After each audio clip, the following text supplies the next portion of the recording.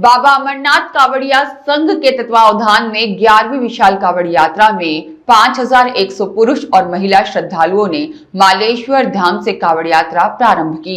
कावड़ यात्रा श्री मालेश्वर महादेव मंदिर महार कला से रवाना होकर शिवालय मंदिर श्री गोविंद देव जी खोड़जा रावला चौक चोमू पर पहुंची।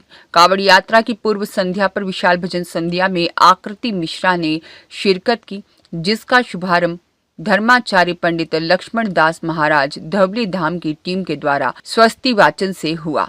कावड़ यात्रा में पुरुष कावड़ लेकर और महिलाएं अपने सिर पर मंगल कलश धारण कर डीजे की धुन पर थिरकते नाचते गाते बाबा भोलेनाथ का जयकार लगाते हुए चल रही थी।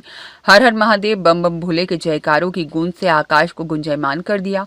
रास्ते में लोगों ने कावड़ यात्रा पर पुष्प वर्षा कर स्वागत किया। जगह जगह कावड़ियों के लिए खाने पीने की व्यवस्था की गई। कावड़ यात्रा में बाबा भोलेनाथ का रथ लोगों में आकर्षण का केंद्र रहा।